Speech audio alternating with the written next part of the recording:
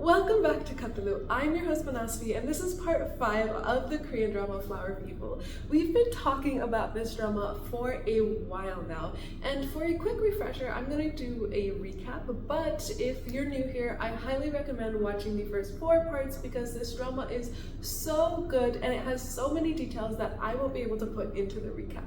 So, the whole story starts off with a man named Min-suk. He has a rather particular hobby. He and his partner in crime would obtain a human from a trafficking ring, and then they would tie a dog collar around that person's neck, and then he would tie them up, put them in a cage inside of Min-suk's basement, and then they would both take their thumbnails and slice their ankles. It was going well for the two of them until one day, while the partner was transporting one of their victims, a witness had called the police to report a suspicious incident.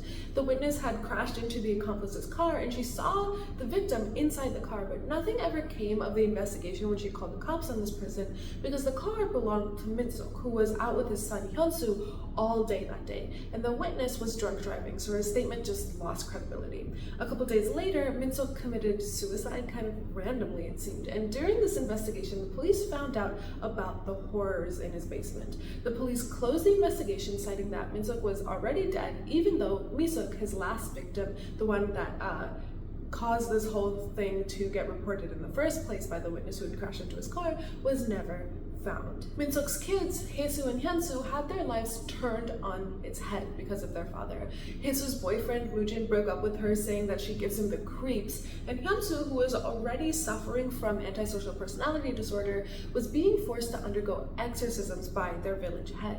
And as things started to escalate with the exorcisms, Hae-soo attempted to plead with the village head to stop these rituals, but things went sideways and she ended up killing the man.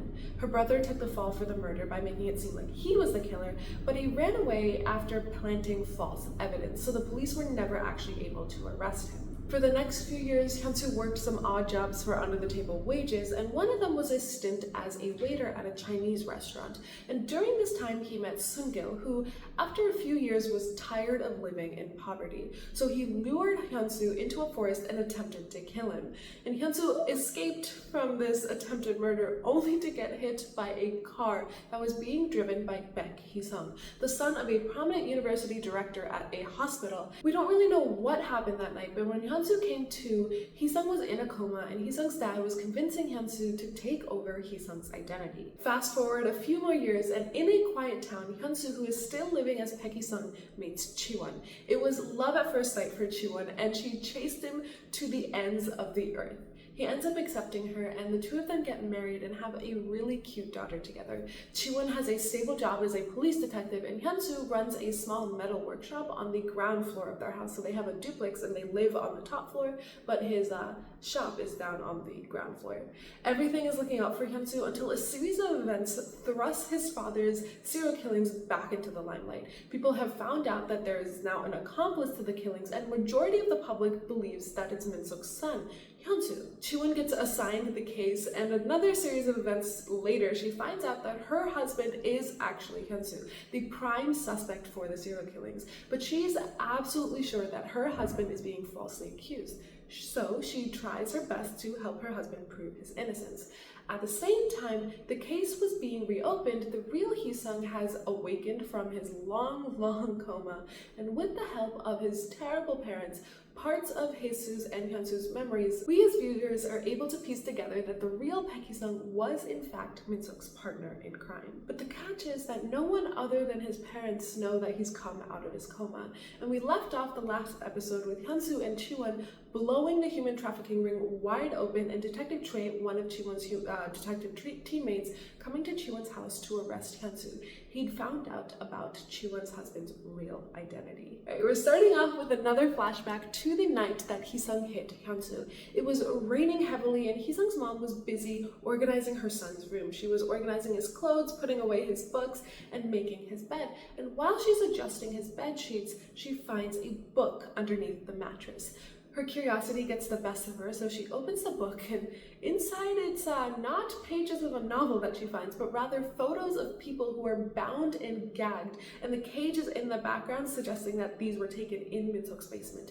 A bloody knife is also in the book, along with a silver box with some of the most ornate detailing I have ever seen. It's a box that looks like it's holding something extremely precious to Hee-sung. She opens the lid, and inside are fingernails.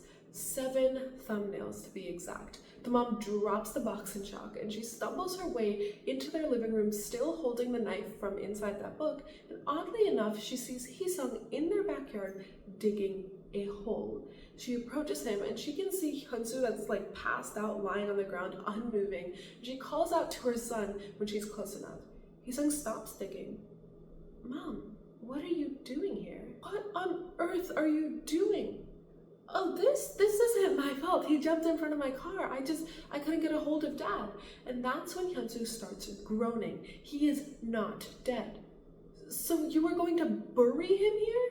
Well, what other choice did I have, Mom?" He looks down at his mother's hand to see the knife. The mom tries to hide it behind her back, but it's far too late for that. "Mom, did you go through my things?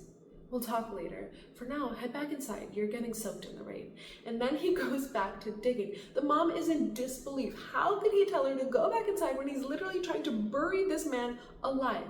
So the mom does the only thing she could think of to stop him. She stabs him with a knife.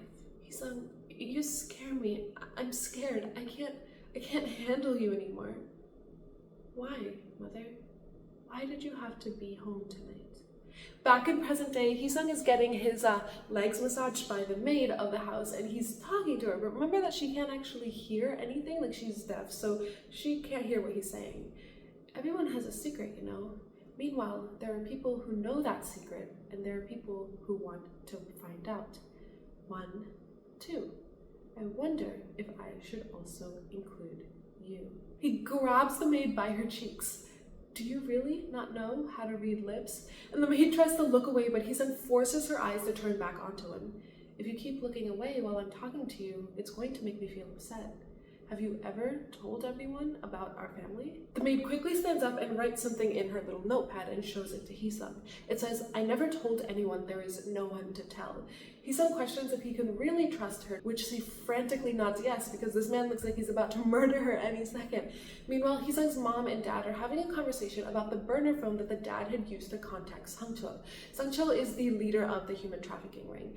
He's telling his wife that he found the phone in Hee-sung's car when he was cleaning up after the hit-and-run incident with Hyun-soo, and it was ringing when he found it, so he picked it up. On the other side of the call was Sang-chul, who was going off on Hee-sung because he didn't get his money.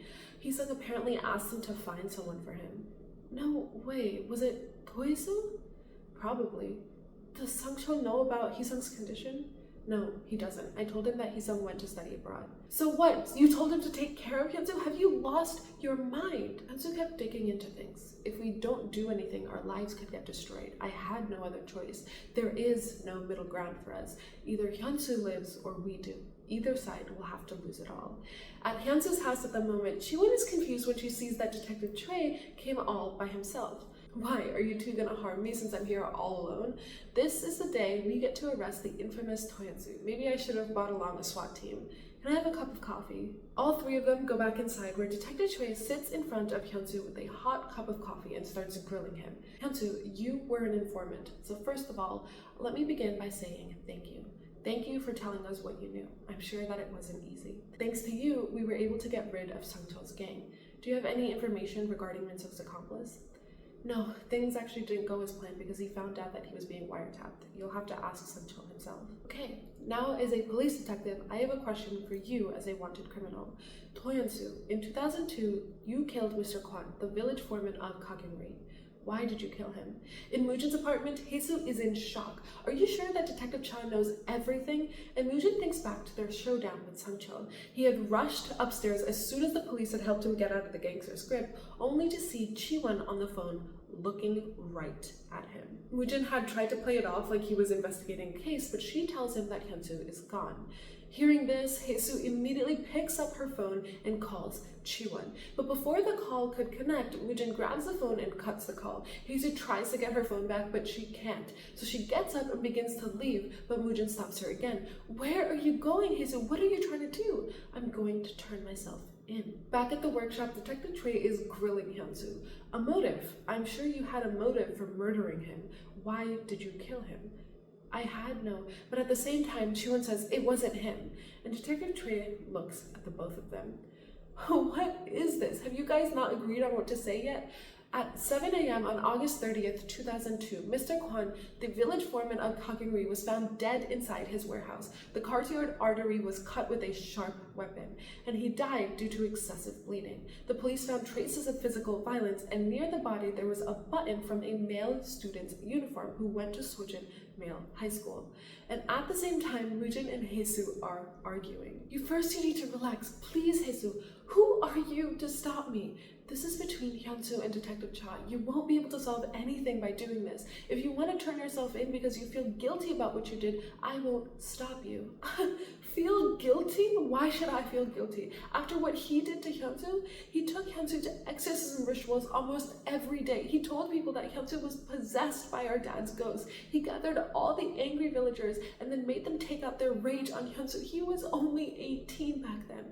In the end, Hyun-soo really started to believe that he was possessed. And we get to see a memory from Haesoo. High school Hyun-soo was huddled in the corner of the art studio that Min-seok had built for Haesoo, and he had his knees drawn up to his chest with the most hopeless look in his eyes, and he was just staring at the corner that was directly opposite from him.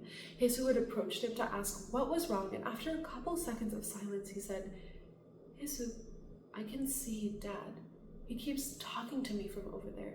Haesoo turns to look at the corner, but she doesn't see anyone.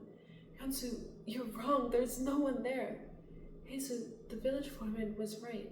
I'll end up just like Dad.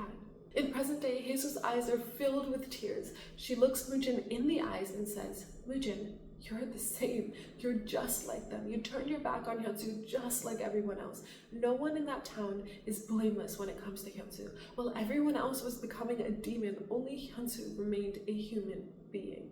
Detective Chae is still sitting in front of Hyun-soo and Chae-Won, recounting the events of the murder. Hyun-soo, the prime suspect, fled on the night of the incident. He burned his house and then eliminated all traces of him, including his fingerprints and photographs. And all this was done at the age of 18. However, why did he dump the murder weapon in the stream where it could have been easily found? And in the book bag with a textbook that had the name Hyun-soo clearly written on it, it's like he almost wanted it to be found. I found something interesting in the witness statements. Everyone said that Hyun-soo was more than capable of doing it, but one person said that he would never. That person was... But Hyun-soo never lets Detective Chae say the name. I killed him. I killed him. Detective Chae gets out of his seat, puts his hands in his pocket. Thank you for the coffee, Mr. Peck, he sung. He pulls out the recording device that he got from the old lady, Bokja, and puts it down on the table. This was how he found out that Hyun-soo was Hyun-soo in the first place. So he's giving away the evidence to Hyun-soo. This is payment for the coffee. And then he turns and exits the workshop. Chae-Won chases after him. Are you just leaving? Why? Do you want me to eat breakfast before I go too? I'm not stupid. You say that Hyun-soo is innocent, but you won't dig further into it, so it's obvious why. The tragedy of a young brother and sister who became the enemy of the world overnight. I don't want to touch it either. That's all. Later. He gets into his car and drives off as Hyun-soo joins Chae-Won, and Hyun-soo narrows his eyes at Detective Chae's car. What just happened? Why did Detective Chae just get up and leave? What are his intentions? I can't read him. Chae-Won laughs and says, that's not it. Detective Chae says that he isn't interested in Hyun-soo anymore because Hyun-soo isn't a bad person. And with all of that out of the way, the two parents go to pick up their daughter, and they approach Chae-Won's mom's shop where Euna was staying at, and Euna runs out and hugs Hyun-soo, who hugs her back. And the two of them are bawling their eyes out because they missed each other so much. And Chae-Won's mother is looking at them like they are insane. They're acting like they were separated for years. But she can't help but ask Chae-Won if everything is okay. Chae-Won is also silently shedding some tears, but she reassures her mother that everything is okay. And after their little crying session, Hyun-soo goes to drop Euna off at school. But before Euna goes inside, she turns to Hyun-soo and says, don't cry like you did before because you miss me, okay? Since you're a grown-up. Everyone chuckles at that, and Euna turns around to head inside when Hyun-soo calls back to his daughter. Euna, Daddy loves you a lot. You know that, right? He then goes back to Chae-Won, who is waiting outside the school while on the phone with somebody, and he overhears the conversation. I thought it over. It would be too burdensome on the others if I quit now, so I'll leave once we have enough people so that no one is inconvenienced, but I'm sure it'll be hard on you, Detective Chae, but please bear with me. And back at the police station, Detective Chae only has 3 things that he wants to say to Chae-Won. First, your life depends on this, so take plenty of time and think it over, and think about it seriously. Second, do it one more time. And third, we're mad busy, so get over here right now and work like crazy. Chae-Won finishes up the call, and Hyun-soo starts driving Chae-Won back to work. And when Chae-Won is quiet, he silently takes a hold of her hand. She looks at him for a bit and asks, "What were you thinking about in front of that store earlier?" "I just remembered the first time that I held Eunha when she was first born." "I remember that day too. You looked so nervous because it was your first time holding a baby." Hyun-soo looks at her with a smile in his eyes and says, "After I met you, every single moment was filled with first times." They reach the station in no time, and Chae-Won leaves to go inside while Hyun-soo watches her from his car. She walks through the halls, puts her hand on the door handle, and takes a deep breath before walking in. Inside the room are her teammates, but also the chief of the station. All of them turn to stare at Chae-Won as she enters the room.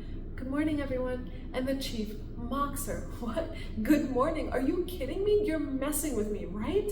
And Woo-chul defends her. "Sir, Detective Cha was unaware of the situation. Her baby was very sick yesterday, so I sent her home as soon as we were done."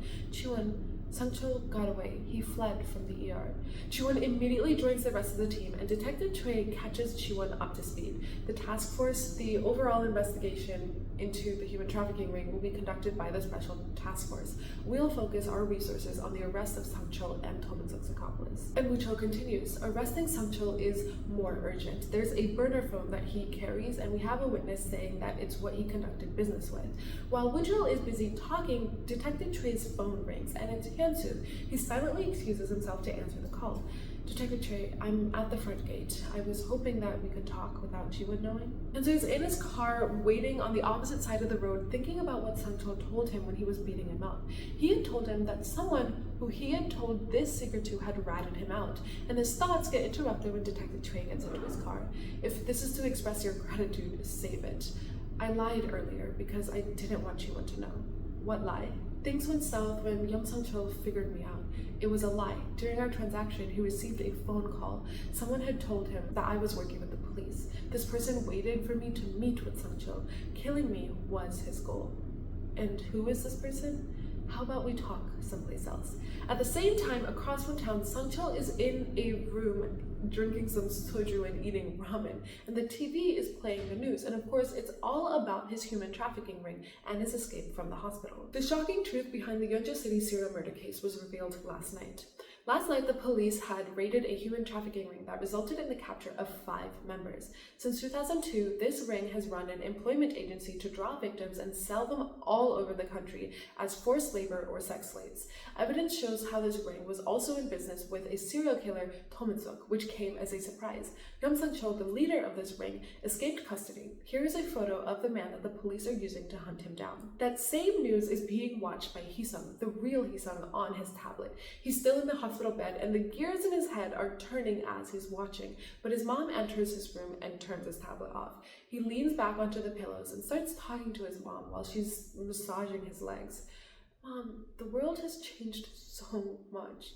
I missed the World Cup 3 times. During the last one, I cheered for the national team at Gwanghwamun. We should go there together next time. I'll take you there." The mom smiles and nods. "Sure," and Hee-sung says, "If I'm alive until then, I mean." At that, his mom stops massaging his legs. "Dad failed. Hyun-soo will soon figure everything out." And the mom starts shaking. Meanwhile, Moojin is walking Hee-soo out of his apartment while saying, "I'll try and look for Hyun-soo, so don't worry too much about him. Also, stop saying that you're going to turn yourself in. My heart shrivels every time I hear it. I put you in a tight spot earlier, Moojin. I'm sorry." No, that's not it. I like you, you know. I just hope that you'll consider that. 1/8 of the amount that you care for Hyun-soo would be more than enough for me. Oh, here comes a cab. Taxi! The taxi stops, and Hazel gets in while Moojin is finishing up his thoughts. Don't skip your meal and call if you want company. Text me when you get home. I'm off to buy a phone right now. He then turns to the taxi driver. She's going to Cheol-kyu. Please take her there safely. The taxi sets off, and after a few minutes, Hae-soo tells him, the taxi driver, instead of Cheol-kyu, can you take me to the Kangsu police station? Back at the cafe, Detective Chae is trying to piece together everything that Hyun-soo is telling him. So running away isn't the only thing on Sang-cheol's mind. The person who was trying to kill me promised him money. It seems to me that you have a clue as to who this person is. Out of all the people who knew about my transaction with Sang-cheol, this person had a motive to kill me. He also had the money to offer Yum Sang-cheol. Only one person fits this bill, although it's more of an assumption at this point. I'll need to verify it. If I'm right, you can verify the hit on me and capture Sang-cheol. I myself will give him the perfect opportunity to kill me. However, in order to do so, I will need your help. And the entire time Hyun-soo is saying this, he's thinking about his fake father. He was the only one who truly knew what was happening that night. In the meantime, Hae-soo's cab has arrived at the police station. She's about to go in when her phone rings. It's Moojin. He'd called her as soon as he got his new phone. I just bought a new phone. I'm calling you as soon as I got it activated. Just saying. Moojin, you're the only friend Hyun-soo has. That's out of the blue. I'm going to see Detective Cha. I'm turning myself in. I'm sorry. What? Hae-soo! Hae-soo! Hae-soo cuts the call and heads inside. And inside the station, Ho-jun is standing in front of their investigation results, pointing at Sang-cheol's girlfriend. Yum Sang-cheol's girlfriend, Na Chi-hee. He's most likely to be with her, right? Shouldn't we sit on her place? But Chae-Won disagrees. Since their relationship is so out in the open, it's highly unlikely that he went with her. Woo-chul, who is also in the room, notices that Detective Chae is missing and is once again concerned about what is going on. And it's at this moment that Hae-soo enters the room. Chae-Won is looking at her like, don't you dare say anything. But Hae-soo is a woman on a mission. I'm here to keep the promise that I made before. Remember how I said I'd tell you everything when the time was right? But Chae-Won interrupts her before she can say anything else. She makes up an excuse about how she had called Hae-soo because there were some questions that she wanted to ask about the Yeonju City serial murders so that Woo-chul and Ho-jun don't get suspicious. And then she leads her to the rooftop. Hae-soo starts off the conversation. I heard that you found out everything about Hyun-soo? Hyun-soo, the reason that he had to live as Paeki-sung was because of me. The person who had really killed the village foreman was me. He took the blame for me. I know you think he's a dangerous person, but he's really not. Mr. Hyun-soo is no longer a little boy that you need to look after. He's the father of my child. He's my family. He's my person. Now he has a wife who will stand by his side no matter what happens. He told me that his sister was a very kind person. Whenever something bad happened when he was young, he was always the first to be suspected. He told me that you always went around telling people that he's innocent. He didn't care what other people thought, but you were always the one who cried and felt upset about it because you were so kind. He thought that you wouldn't be able to endure other people's criticisms. That's why he took the blame. He didn't care what other people thought about him. If you turn yourself in, he'll no longer be a wanted criminal, but he'll feel guilty and indebted to you for the rest of his life. I don't want that. So please respect your brother's decision. And you should be the one to feel guilty for the rest of your life. I'm horrible, aren't I? Here's what we talked about today. In order to investigate Min-seok's crime, I asked you if you recognized any of the victims among Sang-cheol's victims. And you told me that you don't recognize anyone. That's it. You can go now. Chae-Won starts to walk away when Hae-soo speaks up again. Thank you. Thank you for trusting Hyun-soo. I'll repay you for this, I swear. I'll do everything I can to repay you while I'm still alive. Meanwhile, Hyun-soo is telling Detective Chae about how Chae-Won must be feeling at this moment. Right now, Chae-Won is probably trying really hard to bear with the hardships that I gave her. And in the end, she might suddenly give up because she can't take it anymore. And that scares me. So please remember what I said about what I told you today. And Detective Chae is speechless. Okay, I get it. You've said enough. How would I be able to tell Chae-Won that someone is trying to kill her husband? Thank you. Once everything is over, I'll tell her myself. But are you really not going to tell me who wanted you killed? And Hyun-soo just smiles. On the other side of town, Sang-cheol is on the phone with Manwoo, the dad that tried to get Hyun-soo killed. Sang-cheol is trying to extort money out of this man with the promise that he can truly kill Hyun-soo. The conversation gets interrupted when Manwoo gets a call from Hyun-soo. Hey Hyun-soo, did everything go well yesterday? Don't worry, I'm fine. I'm really glad to hear that. What a relief. Do you have some time tomorrow evening? I feel like I should be the one to give you updates in real time. I'll see you tomorrow at 8 p.m. I'll say hello to mother while I'm there. And as soon as the phone call ends, Moojin barges into Hyunsu's workshop. Hey, why don't you answer my calls? Hae-soo went to go turn herself in to Detective Cha. Why don't you call her and try to talk her out of it? She always listens to you. Hyunsu, however, doesn't actually care. He has full confidence that Chae-Won got the situation handled.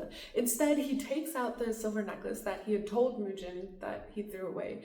This was the one that he had given Hae-soo back when they were still in high school, the one with the blue pendant. And he tosses it towards Moojin and tells him to go see his sister instead.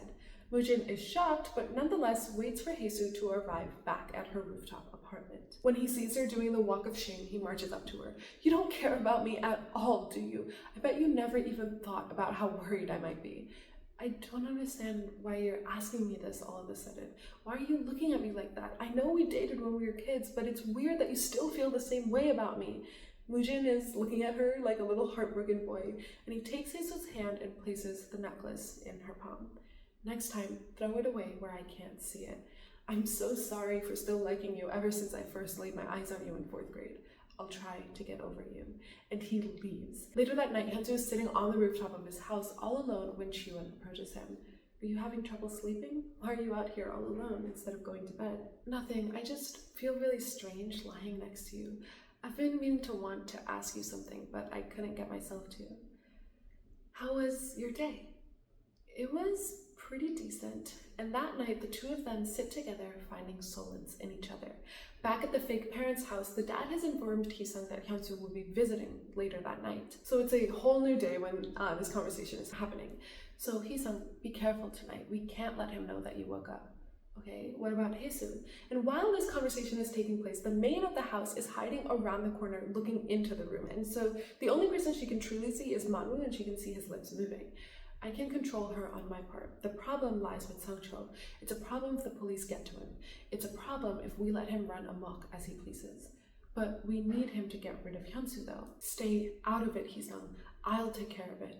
More importantly though, and he slides over a stack of foreign language textbooks towards Hee-sung. He wants to send Hee-sung overseas. Hee-sung reaches for one of the pamphlets and then he suddenly turns his head to where the maid was just standing. Dad, it's important that no one hears, but it's also important that no one sees. What do you mean? And with a slight smile on his face, a really creepy slight smile, if I might add, he watches as the maid slowly tries to sneak away from view and says, nothing. It's nothing. Back at the police station, Chae-Won is interrogating the henchman, the one that was chasing after Moojin, but he is claiming innocence, saying that Sang-chul is the only one who knew the entire client's list. So he really knows nothing at all, and they'll just have to get his information from Sang-chul. After a little persuading from Chae-Won, he does let out one piece of information. He received a call while he was making a deal with Hyunsu. The person asked him to kill Hyunsu instead and promised him money in exchange. Chae-Won barges out of the room in panic mode, and Detective Choi, who was watching from behind the glass, is like, shit. He rushes after Chae-Won to calm her down. Calm down, Chae-Won, let's talk somewhere quiet. Someone is trying to kill my husband. How can I be calm? I know, I already know. What do you mean you already know? How could you not tell me something this important? What choice did I have, Chae-Won? Your husband begged me not to. He said that you couldn't handle it if you were to find out. He said that he was afraid that you'd break because of him.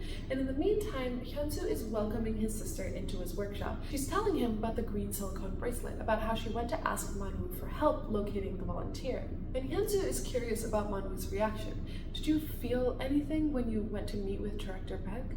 Well, I met him after I looked him up on articles online, so it was almost 20 years ago. But he must have been much younger and thinner than he is now. Did he look like him? I'm not really sure. My memory is far too faint. I'll undergo hypnosis again tomorrow. No, your memories are probably already tainted because I marked him as the culprit. So basically, Hyunsu's hypothesis is that Man-woo might be the accomplice to the serial killings. Hyunsu sends his sister off just as it starts to rain, and Chae-Won is sitting at her desk completely distraught when her phone rings, a call from her husband. It's raining, should I come to pick you up? Back at the Beck mansion, the grandma is sipping on her tea while looking at baby pictures of Hee-sung, thinking about how she ruined her angel-like child when the housemaid approaches her, and the maid starts signing. I need to tell you something. And they go to sit together at this table in the kitchen in their dining room, and the maid slides them up a note. I quit. Thank you for being so kind to me all of these years. Please transfer my severance pay and the money for my silence into my account by next week. Take care of yourself. Money for your silence, and the maid starts signing again. I know more than you think. Outside the Kangsu police station, Hyesung is Hyunsu is diligently waiting for his wife with an umbrella, and she sneaks up behind him, and they both suggest on going on a date at the same time. And their date is simply like a walking date, and during this date, Hyunsu tells Chae-Won about all the lies that he's told her in their relationship. He'd once told her that his favorite movie was Life is Beautiful, but that was a lie he made up to look good in front of her. He also told her that he can't eat raw food due to something about it causing him stomach issues. But in reality, it was the smell of the raw food that reminded him so much of the smell that was coming off of his father, so he chose not to eat it. And suddenly, Chae-Won doesn't want to hear anything more about his confessions. Enough with the confessions. Instead, let's talk about ordinary things. Ordinary things? Like what? And Chae-Won gets on her tippy toes and gives him a kiss. Things like this.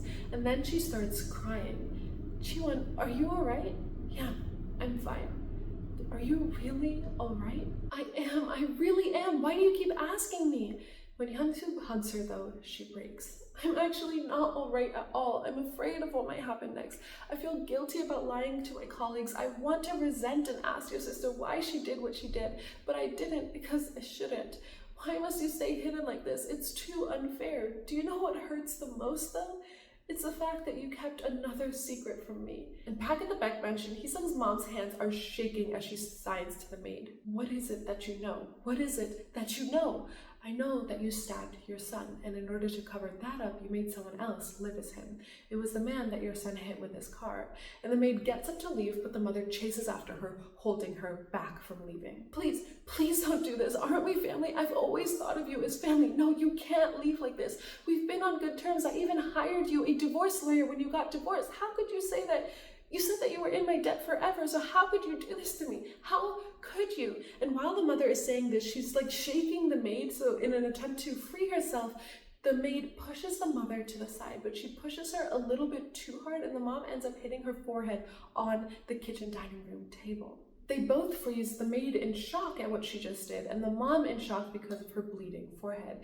And it's at this moment that the sound of a wheelchair echoes through the hallway. Mom? And he freezes. Hyesung freezes at the entrance. The maid, seeing that the mom is looking at something behind her, turns around to find Hyesung with his eyes focused on her and his mouth hanging open. What did you do just now? The maid frantically starts signing while looking at the mom. You people are insane. Wire me the money or I'll expose all of you. You have until next week. And when she's done signing, she can feel the air behind her shifting. She turns her head to slowly look at Hyesung, but he is slowly rising out of his wheelchair. The mom starts to back away and the maid is in shock looking at his legs. Hyesung tilts his head to the side.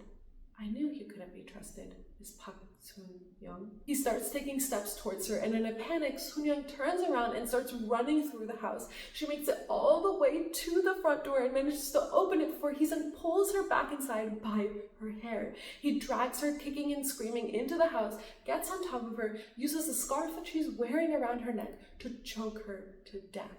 And while he's choking her, you can see the satisfaction filling his eyes, and Soon-young's eyes are slowly being drained of life.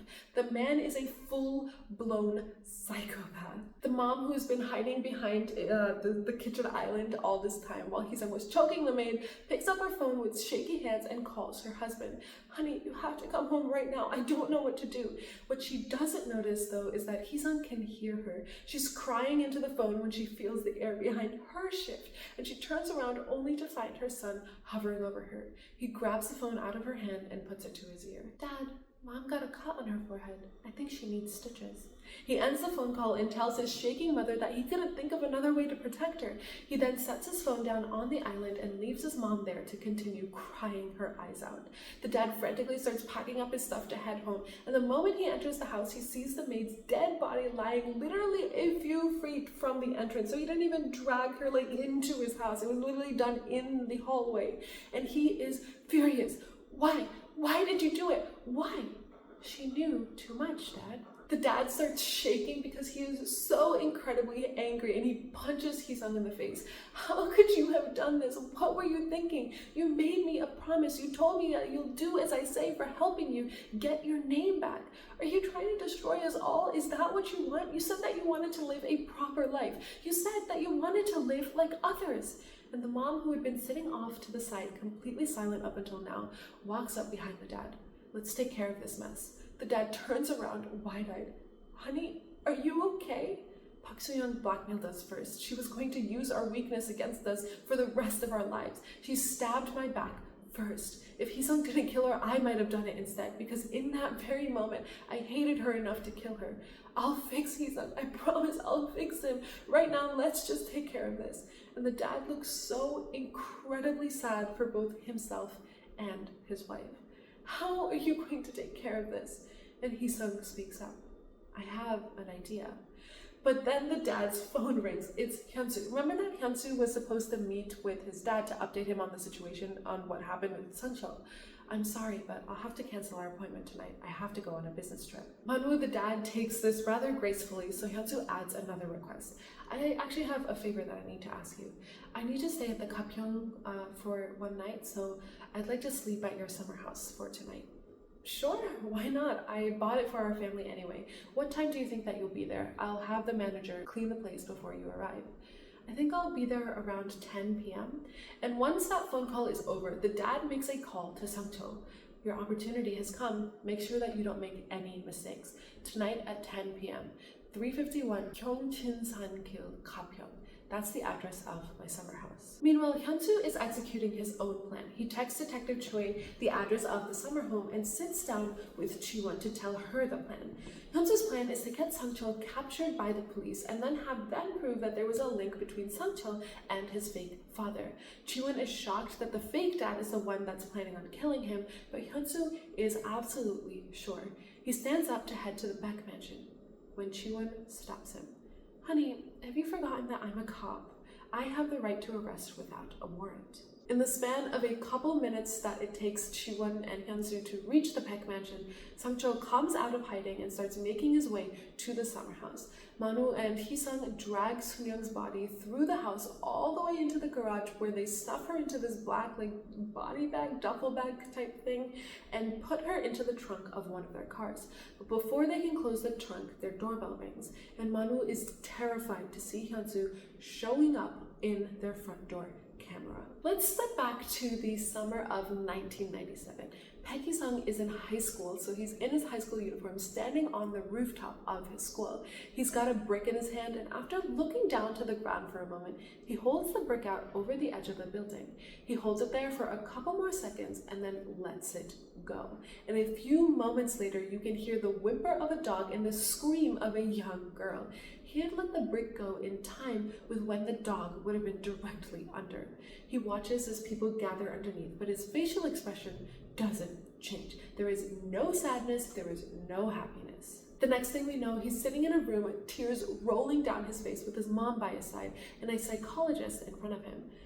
I don't remember. After receiving my report card, all I thought about was dying. I don't remember what happened afterwards.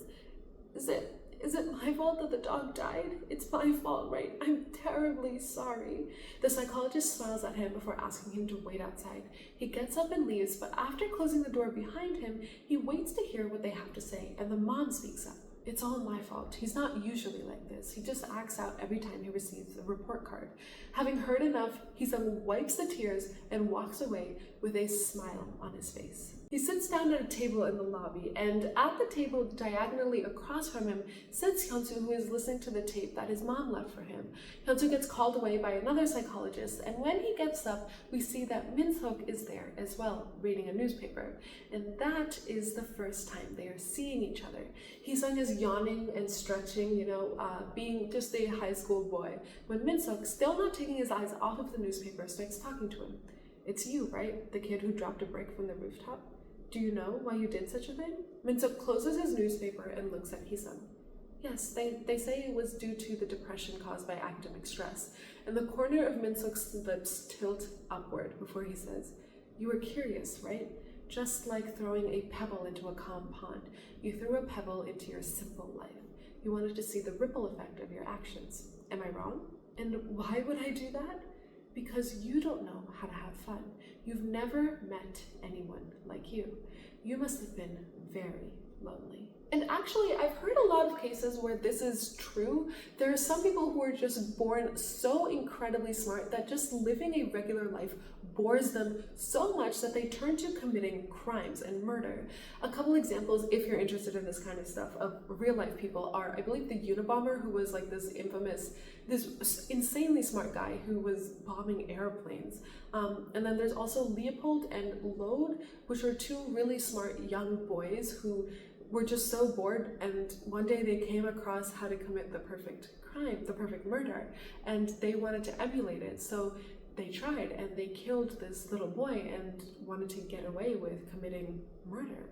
And it was freaking wild. Like, their stories are crazy. And just to add some fictional stuff as well while you're here, in case you're not one for a true crime, I believe Sherlock Holmes also falls into this category, where he's just so incredibly smart that he's not your regular person.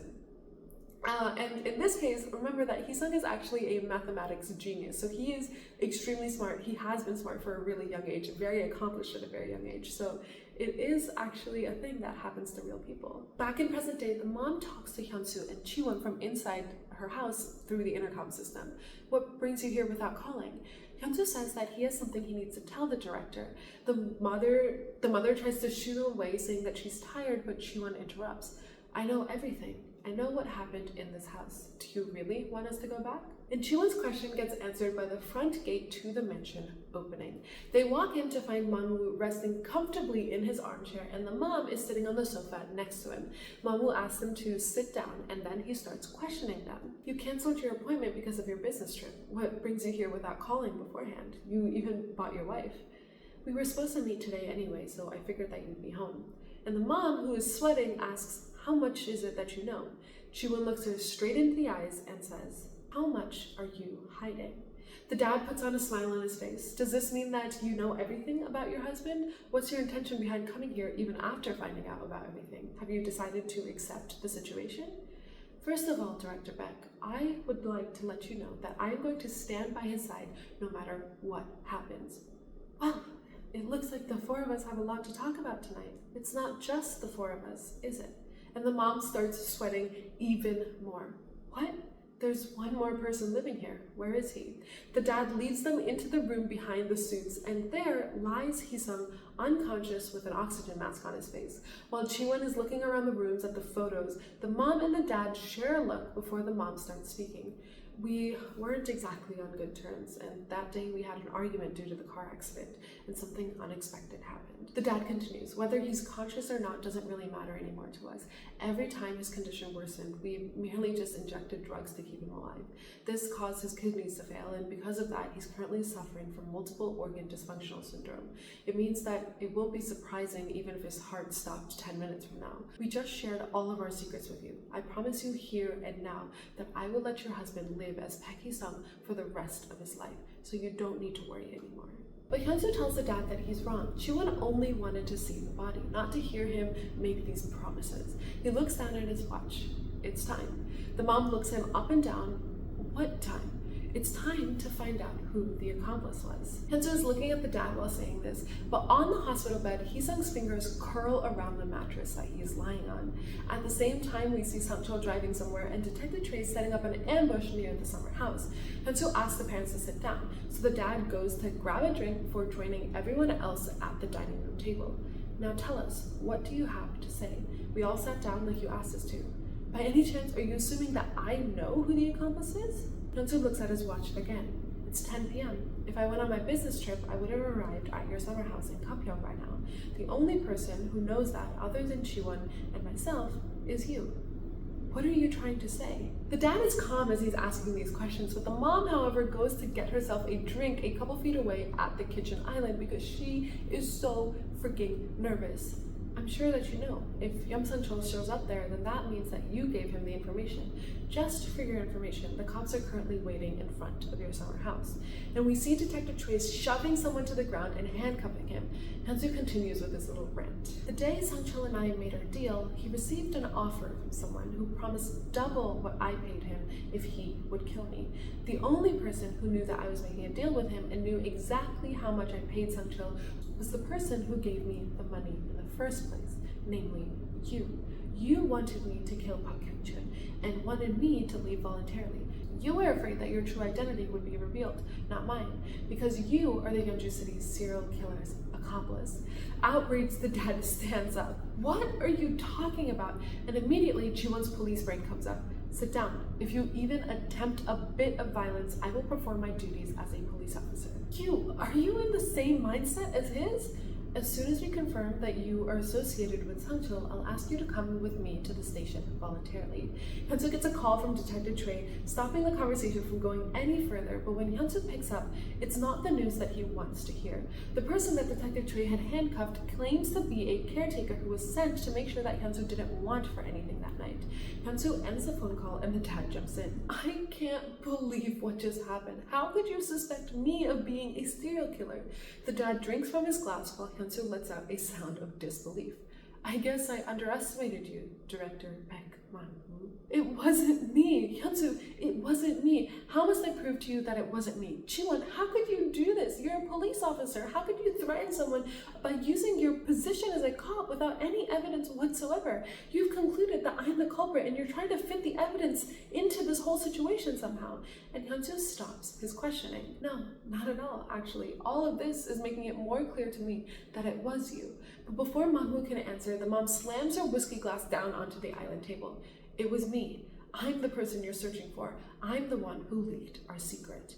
Back in the makeshift hospital room, Hee-sung has gotten out of bed, dressed in a completely black outfit, so a black shirt and black pants, and as he's tying up his hair, he smiles, saying, from now on, you'll be a game piece on the board that I set up. Hyun-soo. Back in the kitchen, the mom takes out the note that the maid had left when she was threatening the mom for money, and she passes it to Chae-Won. But just as Chae-Won is about to open it, the power goes out. Man-woo says that he'll go check the circuit breaker, but when he opens the door to the kitchen, Hee-sung is standing right behind it, and we get the series of events that led to Hyun-soo's plan going bust. When Man-woo was talking with Sang-chul about killing Hyun-soo, Hee-sung grabbed the phone away from him. It's me, Hee-sung. There's no time for greetings. Just answer my questions truthfully. Did you or did you not leak information about us to Hyun-soo? Am I crazy? Why would I? Did you? Well, I didn't tell him directly, but I did tell him that someone paid me to kill him.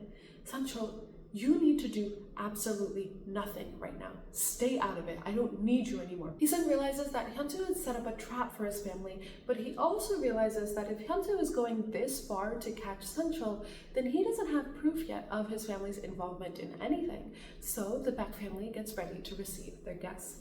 Back in present time, Hee-sung slides past Chae-Won, Hyun-soo, and his mom, who are sitting in the dark, and heads out of the house.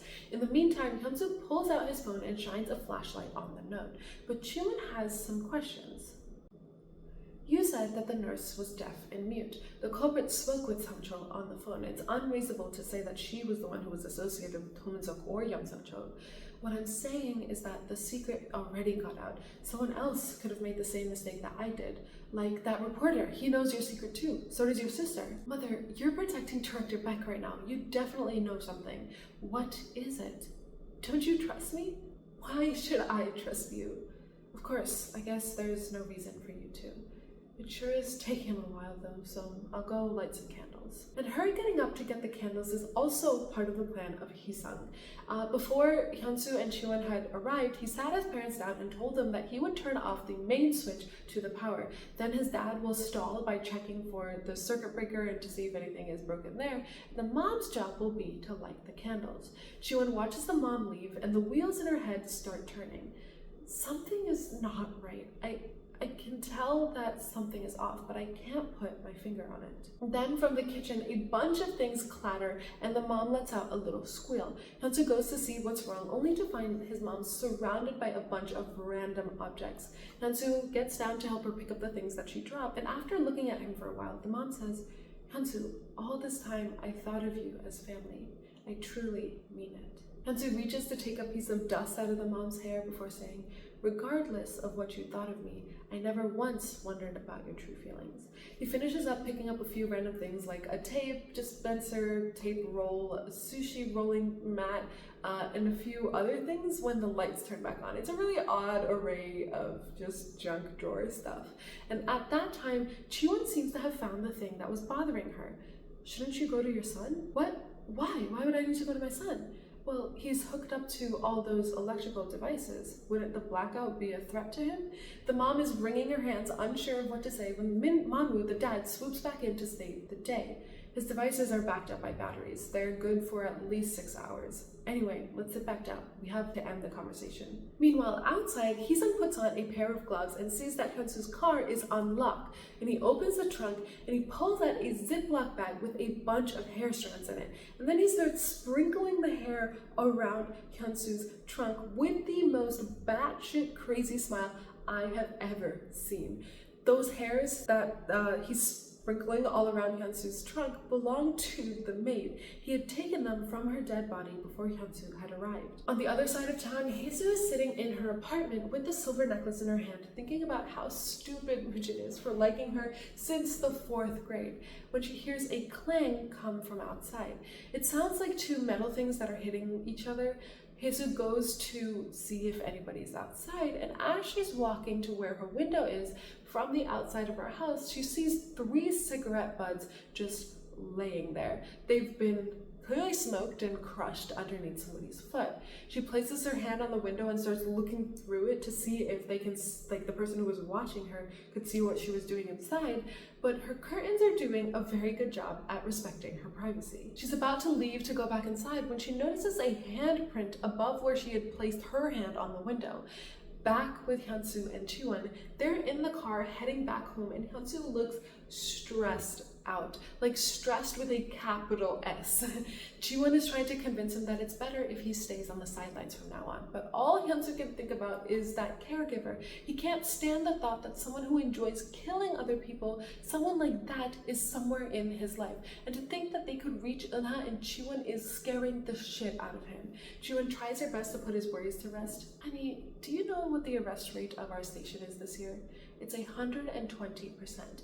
We even caught the criminals we failed to arrest last year. Any murderer out there will eventually be arrested by us. Once we catch Sang-chul, everything will come out easily. He will both be our witness and our evidence. Serial killers are humans just like us, so don't be afraid. Once we catch him, you will be ashamed that you were afraid of a man like him. We are tougher than him, okay?" It's weird. When you say things like that, it all sounds so convincing. In the meantime, Sang-chul, in his anger, has made his way all the way to Green Heart Asylum. He is pissed that Hee-sung looked down on him, so he's about to show Hee-sung what he's made of. Inside the asylum, we see a man opening up a cell and leading a faceless woman. Faceless as in right now we can't really see the front of her face. Instead, all we're shown is like the back of her face and the side of her face, which is covered by her hair. So this man from this asylum, probably some sort of guard or something, is leading her down the hallways until she's in the same room as Sang-chul. Can she get discharged today? She has no family, so it won't be a problem, right? The owner of the asylum keeps making a money gesture with his hands. Are you kidding me? What about the money I paid you? That was for keeping an eye on her. Sang-chul slides off his luxury watch and gives it to the owner. And the owner grows curious. Who is she anyway? Sang-chul turns to look at the woman and a smile lights up on his face. She's my insurance. Long time no see, Miss Chung Mi-suk. And just to jog your memories about how crazy this whole revelation is, this is the last victim of Tomin-suk, a woman who disappeared over 18 years ago, the one whose body was never found, and now we know why. It's because they never got the chance to kill her. It's 2:31 in the morning when Hyun-soo is awoken by his phone ringing. It's a phone number that he doesn't have saved. Hello? Is this Peggy Sung's number? Your wife's name is Chae-Won. She works in the Violent Crimes Unit at Kangsu Police Station. Is that correct? Your daughter's name is Paek Eun-ha. She goes to Small Bird Kindergarten. Am I right? Who is this? I'm a fan. I really love your artworks. How do you know about my family? I said I was a fan, so it's only natural that I know. You sound very sensitive. And the fan hangs up, and Hyunsu gets to work. He searches for the phone number online, and he finds out that the call was made from a payphone located in Makmundong. Hyunsu rushes over there in the middle of the night, and he sees there's this car dash cam that is pointed at the payphone. So another, I guess, cultural difference is that every single car in Korea, or at least according to the dramas, I haven't actually been to the country, I don't know, has a dash cam attached to their rear view mirror, recording everything that's going on in front of them.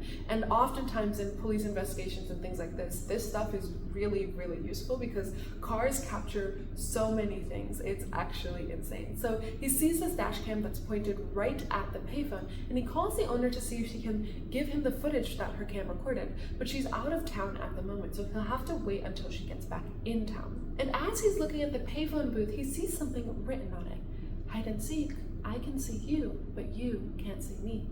The next morning, a few people are picking up some trash in this forest mountainous area when one of them tries to lift a scarf that's on the ground, but it doesn't lift very easily with the tongs that he's using to pick up the rest of his trash. He tries to pull at it with his hands, but that too doesn't work. So he starts moving some of the dirt away from the scarf, and there, underneath a very, very, very thin layer of dirt, is the maid. Hyunsu is back in his house, but he's still thinking about the phone call from last night and how weirdly similar it sounded to the recording of the accomplice, the one that the witness had given to Moojin. Chae-Won sneaks up behind him and is shocked to see that the smoothie that he'd been pouring into glasses is now going and spilling out of the glasses all over the countertop. She snaps him out of his thoughts, and at the same time, Euna comes out running to ask her dad to help put on a clip in her hair. And then she asks her dad, Dad, where did you go last night? I woke up to go to the bathroom and I saw you going outside. And now Chae-Won is curious. Did you go somewhere last night? Where? Well, the thing is, but he gets saved by Chae-Won's phone ringing. She rushes out of the room talking about how something isn't in their jurisdiction, saving Hyunsu from further questioning. Hyunsu looks at Euna. Euna, look at Daddy. Did you talk to any strangers recently? No. You didn't think first, Euna. No. Never go anywhere with a stranger. What are the rules again? I will not go anywhere with a stranger. An adult will not ask a child for help. Mom, Dad, and Grandma will never ask for someone else to get me. Those are some pretty solid rules. Implement them for your children if they are not already there. Chae-Won arrives at the scene and is quick to apologize to Detective Choi about last night before he gets her up to speed on the case at hand. Meanwhile, Moojin is meeting with the director from a TV show who wants Moojin to sit in on a panel, but their discussion gets cut short when someone comes into their meeting saying there's been a body found in the woods near Makmundong. I think that Mr. Lee should go. Me? She's missing her left thumbnail. Back at the crime scene, we see that the maid's hands and feet are taped together, and Ho-jun is wondering how they are supposed to interpret the fact that just one thumbnail is missing. Detective Choi suspects that whoever did this is trying to provoke the police. Ho-jun points out that since there's no identifiable things around her, like bags or cell phones, she was probably murdered elsewhere and then dragged here and buried here. While they're watching the forensics work, Detective Choi sees that they've uncovered a notebook, and Chae-Won's stomach starts sinking. Hyunsu, in the meantime, is meeting with Hae-soo. Hae-soo, what do you mean that it might not be Director Baek Man-woo? While you were with him last night, someone was secretly watching me. Did you call the police? Yeah, but they said that they can't do anything since nothing has happened yet. Actually, Hae-soo, I received a strange call last night, and all I know is that it wasn't Director Man-woo. However, when I think of the voice, I'm reminded a lot of the accomplice's voice. It's at this point that Moojin bursts into Hyunsu's shop. Do you guys know or not, the dead body that was found in the woods this morning, she's missing her left thumbnail. At the police station, the forensics officers have figured out that the tape that was used to bound the maid's hands and feet have fingerprints on them, so they get to work trying to identify the fingerprints while Detective Choi is sitting with his team looking over the notes in the maid's notepad. They've pulled out a few notes that read, I never told anyone, there's no one to tell. You can't treat me this way, don't touch me. If you do this again, I'll tell Madam and Director Baek. And Detective Choi believes that this is the last conversation that the victim had with her killer. This also tells them that she knew her killer, but there's one question for them. Who is Madame and Director Beck? Ho-jin gets a call from the forensics team where they've not only found out the name of the victim, Park Soo-young, but they've learned that there were fingerprints on the tape. And as each piece of information is coming out, Chae-Won's stomach is sinking further and further. Woo-chul asks Chae-Won and Ho-jin to wait for the fingerprint results while Detective Chae is assigned to go and dig through Soo-young's house. Director Beck at the moment is looking rather anxious in his office because the news has already started reporting on Soo-young's case. And while he's reading the articles, another worker interrupts to hand him a list of the volunteers from 1999 to 2002. Remember that this is what Hae-soo had asked for, these names of the medical volunteers. At the station, Chae-Won and Ho-jin learn that the fingerprints are unidentifiable, which can only mean that the person isn't registered. They don't have a government ID, so they're either a minor below 17 or they're someone who's floating around without a permanent residence. Chae-Won gets a call from Detective Chae. Do you really not know anything about Park Soo-young? Why? Soo-young was a housekeeper. Aren't you gonna ask me for which family? Was it for... Yes, Ilshin University Hospital Director Baek Man-woo's house. Your in-laws. And Chae-Won remembers how Eun-ha said Hyun-soo had slipped out yesterday. And then she remembers how during their car ride back from the Beck mansion, Hyun-soo had told her that he needed to meet with the housekeeper. Chae-Won takes the car keys from Ho-jin and leaves. Meanwhile, Hyun-soo is debriefing Moo-jin on the situation. The prank call you got in the middle of the night was from the accomplice? Are you sure? Why did he call you? He gave me Mi-suk's fish keychain before too. I think he's obsessed with me. And Hae-soo is curious, but why do you think he suddenly appeared after 18 years? Moo-jin has the answer for her. Serial killers can't stop killing on their own. He may have been in a situation where he couldn't murder people. For example, if he was locked up like the Hwasong killer. And this gives Hyun-soo an idea. Moo-jin, find out who went to prison in 2002 and was recently released. And Hae-soo, stay with Moo-jin for the time being until we know you're safe. You saw the killer's face. You may be the next target. Moo-jin, promise me that you'll never leave her alone. Moo-jin nods and Hyun-soo tells them about what his next steps are going to be. He's going to meet with Sang-chul and he's going to use Sang-chul to get close to the accomplice. Sang-chul at the moment is leading Mi-suk through a really dense forest into what looks to be an abandoned building. She's following along, but she looks creeped out by the place. And when they head inside, you can tell it's like an abandoned art studio. So it's probably the place where Min-suk committed all of his murders, his little killing lair, so to speak. Sang-chul is angry looking out the window when Mi-suk speaks up. Is this really where I can meet my family? Do you really not remember anything? Anything at all? All I remember is how I kept walking without a destination in mind. I didn't even know why though. I just walked and walked, and after that I bounced from place to place until I ended up at the psychiatric hospital. You sure had it tough, huh, Mi-suk? Thank you for finding my family for me. There's no need to thank me for that since I'll get paid for this. You see, you're of grave importance to all of us. Chae-Won has made her way home with a little kit in hand and she sits down in front of their little vanity, takes out a product that Hyun-soo uses and steals a fingerprint from it. She takes the fingerprint and puts it on top of the fingerprint that was returned from the forensics report, and it is a complete match. She takes out her phone and calls her mom. Mom, it's me. Hee-sung won't be able to pick up Eun-ha from kindergarten today. Can you do it instead? In the Beck mansion, the mom is staring out into the backyard thinking about how she tricked Hyun-soo. Remember when Hyun-soo had come to help her pick up the things that she had dropped when the lights went out and there were just a bunch of miscellaneous random junk drawer things on the ground? Well, one of the things he picked up was a roll of tape, and that was the tape that Sun-young was bound with. So Hee-sung had gotten that tape after Hyun-soo's fingerprints had been put on it, and he used it to wrap it around Sun-young's feet and hands. Her thinking gets interrupted when Hee-sung comes up behind her. The body was found, Mom. The police will call soon. Just like you have so far, keep up the good work. Mom, you're not fragile at all. You gave birth to me, killed me, and brought me back to life. To me, you're like the Almighty. Back at the workshop, Hyun-soo pulls out the burner phone that he got from Sang-chul and calls him. Is this Yum Sang-chul? I'm Chon Mi-suk. Are you perhaps my family? Who did you say you were? Miss Chon Mi-suk? Yes, Mr. Yong just stepped out to go to the restroom for a second. Where are you right now? She looks out the window. I can see a lot of trees. But before she can tell him anything else about what she sees, Sang-chul comes back and grabs the phone from her and turns it off. Hyun-soo, who is still shocked, tries calling back, but it goes straight to voicemail. And then Chae-Won walks in with the most heartbroken expression on her face. Where did you go during that night? Was it Makmundong? How did you know that, Chae-Won? We found a dead body buried in the hill in Makmundong. The victim is Park Soo-young. She was deaf and she worked as a housekeeper. Her job was to take care of someone who was in a coma, and the person she was working for was director Baek Man-woo. We found the victim's fingerprints from the tape that was used to tie her up, and those fingerprints turned out to be yours. Meanwhile, Detective Chae is in the Baek mansion questioning the mother. What time did Miss Park leave the house yesterday? Around 7:30 p.m. She told me that she wasn't feeling very well, so I even called her a cab.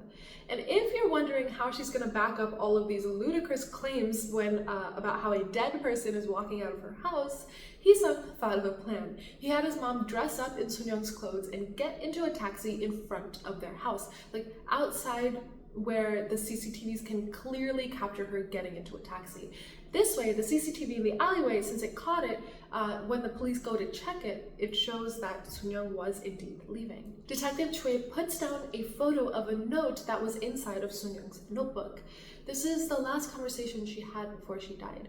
We're guessing she talked to the culprit. The people she refers to are Madam and Director Baek. Those are you guys, right? You're the Madam? It looks like you know the culprit. Is there anyone that comes to mind? With shaky hands, she picks up the photos and looks behind Detective Chae, where Hee-sung stands watching her, partially hidden behind a door. Yes, there is someone, just one person. And the next thing we know, Detective Chae is racing through the highways of Seoul while talking to Ho-jun. Ho-jun, are you with Chae-Won right now? No, she turned pale and left right after you called, saying she needed to check something. Did something happen to her? You know what's going on, right?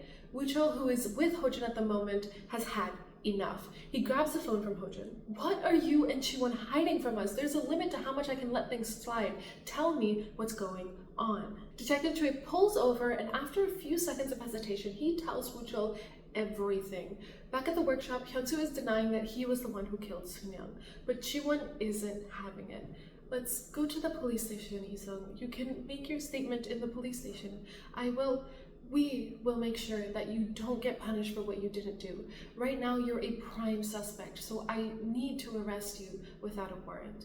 I need to put handcuffs on you. Please cooperate with me. Hyun-soo raises his hands up for Chae-Won, and she manages to slip one handcuff on his wrist when he hears a voice, the voice of his father, and we get a memory of Min-seok standing by a window.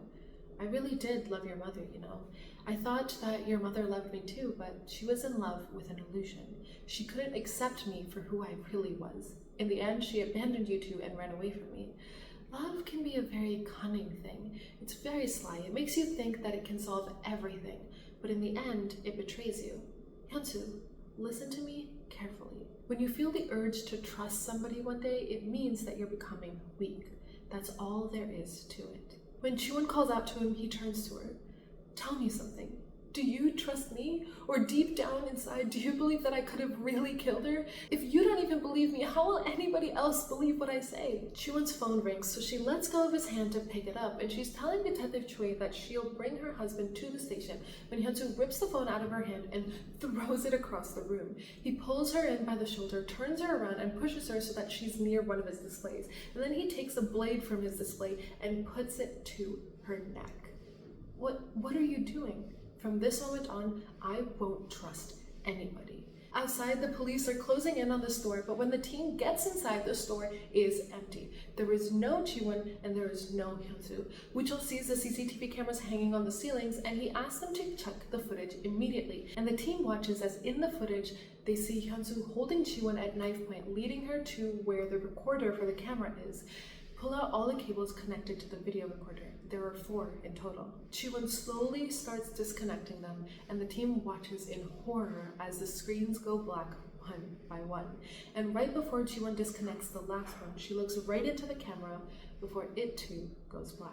Our next flashback is to when Mi-seok got kidnapped. She's tied to this tree while Min-seok is scolding Hee-sung, and Hee-sung is biting off his thumbnail. Min-seok shows Hee-sung the missing persons poster that Kyung-chun, her husband, had plastered all over Seoul by this point. If you hadn't let anybody see you, then this wouldn't have happened. Fine, I made a mistake. What do you want me to do about it? Clean up your own mess. That's the rule we agreed on. There's a cliff at the end of this path. Deal with her there and then turn yourself in. Say that she fell off a cliff while running for her life. A good enough lawyer will get you a bargain. And Hee-sung is appalled at what Min-seok is telling him. He doesn't want to go to jail.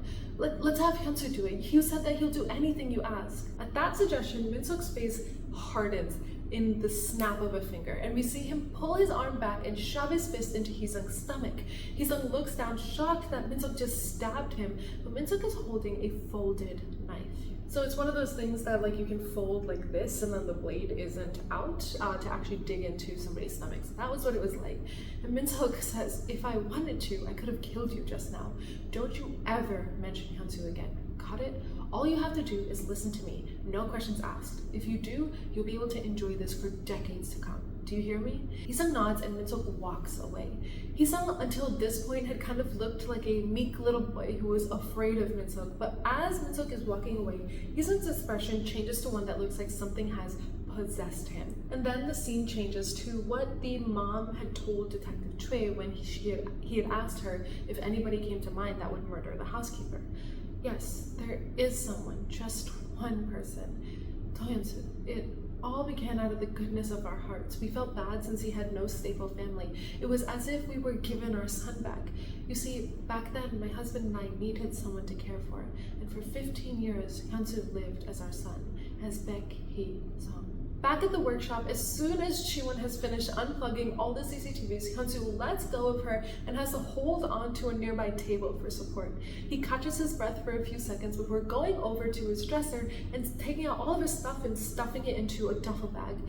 Give me 3 days, Chae-Won. No, actually 1. 1 is enough. I promise I'll be back.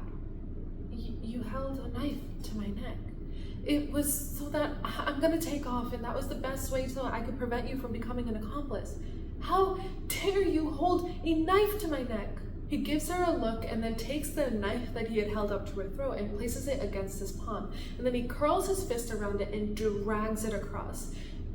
It's silver. It hasn't been sharpened. All it can do is cut some paper. So basically he had showed that it was blunt and that it couldn't actually do her any harm even if he had sliced. And how was I supposed to know that? What matters to me is that you threatened my life. Right. We've only known each other for 14 years, so of course you'd be clueless as to what my intentions were.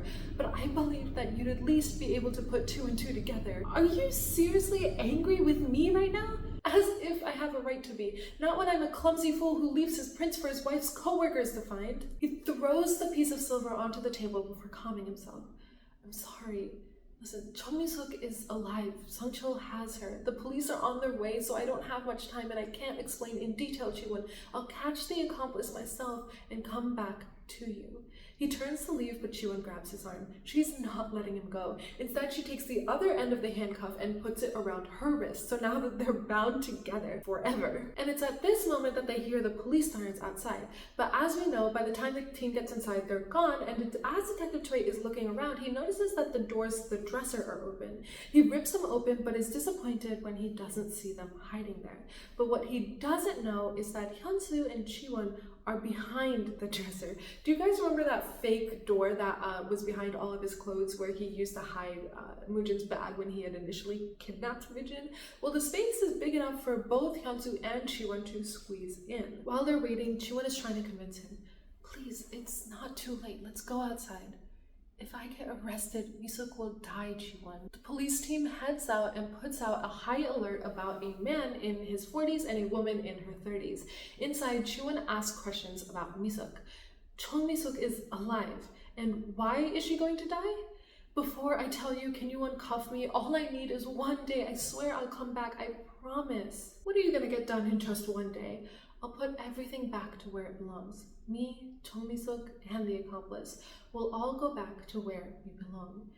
Chae-Won, you need to trust me. Then take me with you.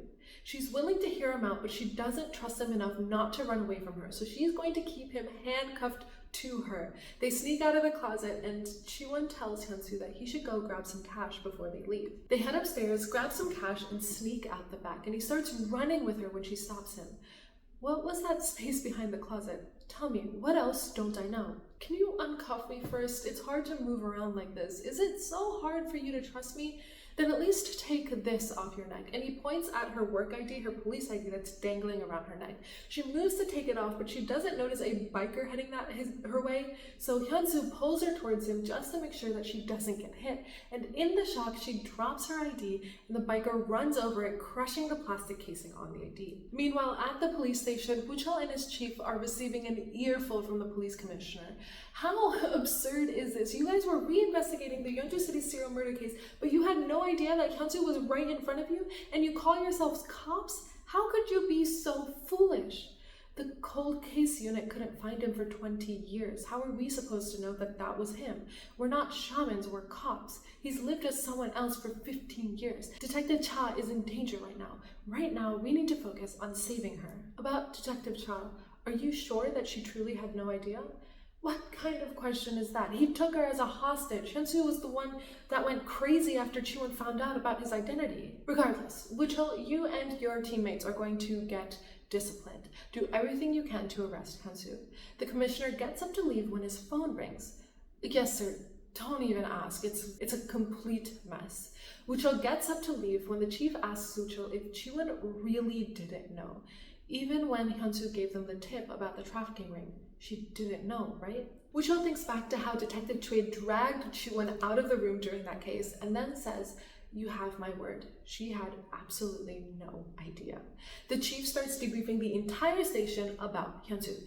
First, we need to find out where Hyun-soo is. Groups 1 and 2 check the CCTVs, witnesses, and dash cams to find out where they went. Group 3, keep an eye on his call logs, credit card usage, and his hospital treatments. Groups 4 and 5, meet Hyun-soo's acquaintances. The most important thing to keep in mind is that he has our fellow detective as a hostage. Detective Cha's safety must be our top priority. In the streets, Hyun-soo is hiding his and Chae-Won's handcuffs hands in his jacket pocket while the two of them search for a taxi to get into. So their hands are literally clasped like this, and then he has them hidden in his sweatshirt pocket. They hop into one of the taxis that had just gotten empty, and the driver looks at their joined hands in Hyun-soo's coat pocket and says, "You'll get a heat rash on your hands." Hyun-soo smiles tightly and says she always wants to be together. Chae-Won adds, "It's because I feel anxious every time we're apart." Hyun-soo turns to her and politely asks her to keep things like that private. A couple hours away from Seoul, Mi-suk gets dragged into the basement of the building Sang-chul brought her to and locks her up in a cage, the same cage that Min-suk used for his victims. He shoves a begging Mi-suk into the cage and locks her in. "Be quiet. Be honest with me, okay? What did you say to Toyeon? What did you say to the guy who just called?" "What? He asked me who I was, so I told him my name. That's all I said. Did I do something wrong? Did you tell him where we were?" "No, I don't even know where this place is." Sang-chul turns away, and that's when Mi-suk starts looking around. And slowly but surely, things start coming back to her. She remembers the cage, the leash, their faces, and most importantly, she remembers Hee-sung's expression. Like he was excited for what was to come. "I've been here before, haven't I? Those people locked me up in here. Get me out, please get me out, mister, please help me, please." And she's like rattling the cage while holding on to Sang-chul's hands, trying desperately to get out. And that's when she realizes that he lied about helping her find her family. Back at the Beck mansion, Hee-sung comes to sit down next to his mom, and she asks him, "What will happen now?" "Be it a car accident or manslaughter, the statute of limitations has expired. I'll just miraculously wake up once everything calms down." "Do you really think things will go as we want?" "I'm sure of it, Mom. Hyun-soo can assert his innocence all he wants, but it's still true that he's wanted for murder. It's also true that he used someone else's identity. Hyun-soo is guilty already." "It is really over, right? Just do well when you give your statement to the police. Sound sincere, just as we practiced." And that's when Hee-sung's burner phone rings. Sang-chul is calling him. "I've already taken care of Hyun-soo. How much do you want for Chong Mi-suk? Mi-suk is with me." Do you guys remember that day that Hee-sung hit Hyun-soo with his car? He was on the phone with somebody about how someone was doing. Well, that someone was actually Mi-suk, and the biggest freaking smile takes over Hee-sung's face. Right, we still have Mi-suk. She completely slipped my mind. Tonight, bring me $500,000 in cash. Call me once you have the cash. They hang up, and you can tell by Hee-sung's expression that Sang-chul isn't going to be really getting a single penny, and he probably won't live to see the next day. In a different part of town, the door to a private room in a restaurant opens, and inside the room sits Man-woo, so the dad, with some old politician man or some big shot police officer. I'm not really sure which one. And on the other side of the door, just entering, is the police commissioner from the beginning of the episode. The commissioner had a big smile on his face, but as soon as the door opened and he saw Man-woo sitting there, the smile dropped. And at the same time, Hyun-soo and Chae-Won have made their way inside a hotel room. And Chae-Won is walking really stiffly beside Hyun-soo. There's always someone who monitors the CCTVs. Act natural. At the entrance, while paying, by the elevator and the hallway. Chae-Won, all 4 times we were on camera, you looked around. Do you know that? You were so obvious. You're making it so obvious that we're being chased. What about you? Do you know that you look like you've practiced this numerous times before? And they bicker like this all the way to their hotel room. Meanwhile, Moojin is escorting Hae-soo into his apartment. This is it. This is no time to complain about being uncomfortable. A serial killer may be lingering around your place. I know it's uncomfortable, but bear with me, okay? Come in. You can use this room and I'll change the sheets and the blanket. It's okay, Moojin. I can sleep on the couch. Hae-soo, I want you to lock the door when you sleep. You must feel awkward because of me. It's written all over your face that you're uncomfortable because of me. No, Moojin, that's not it. I really shouldn't be doing this to you. That's why. I'm always hurting you and using you whenever I need you. That's what I'm doing right now. Why is my life such a burden on others? Hae-soo, you're not a burden on me. And that's when his phone rings. It's his boss, and she has an earful to give him. Did you know? Did you know about Hyun-soo? Did you really not know? And we see that the front of Hyun-soo's house is swarming with reporters who are having a blast with Hyun-soo's story. We are in front of murderer Hyun-soo's workshop. We have recently discovered that Baek, the victim of the Chinese restaurant murder case, is Hyun-soo, a wanted fugitive for the murder of 2002 of the Kagangri village foreman case. It was disclosed that Hyun-soo has been living with a fake identity, Baek, since 2005. He seems to have approached Cha, a police officer, and married her and carefully planned out how to live his fake identity. The police stated that they are investigating the exact circumstances surrounding his taking on this fake identity, and the murderer, Hyun-soo's fake life of 18 years, ironically came to an end due to another murder. Once his crimes came to the light, he took his wife as hostage and fled. At the same time, we see Woo-chul giving Chae-Won's mom the news that her daughter is in a hostage situation at the moment, and Eun-ha is behind her grandma when Chae-Won's mom collapses to the ground. Back at the hotel room, Chae-Won and Hyun-soo are having a long overdue talk. Chae-Won asks Hyun-soo about what his plan is. What fugitive would tell a cop their plan, Chae-Won? I know too well that nothing I say is worth anything to someone who suspects me. I'm very sorry that this happened because of me, but no, I'm actually not sorry at all, because I don't know why these things keep happening to me. Why do you keep getting angry at me? How do you think I feel right now? How do you think I felt when they found your fingerprints on the tape that was bound on the victim? Hyun-soo gives Chae-Won an accusatory stare. My fingerprints aren't in the database. Okay, I suspected you, so I checked. Is that so wrong? Anyone in my position would have done the same thing. But that's the thing, Chae-Won. You're not just anyone to me. I never cared, you know, when others hated me for no reason and always accused me first. I never cared. But now, because it's you, I couldn't be more devastated. But I don't know everything. How can I blindly just trust you when I don't have all the facts? How could you possibly expect me to know what you think and feel? I'm not someone who is capable of doing that. The police station is the safest place I know. All I thought was taking you there. So why are you angry with me? Why? I can't know if you don't tell me. You need to let me know. And they're both crying big tears at this point, and Hyun-soo looks Chae-Won straight in the eyes and he tells her he didn't kill the Baek's housekeeper, and Chae-Won hugs him in return. At the restaurant, the police commissioner and some other man, are drinking some expensive soju and eating some expensive fish.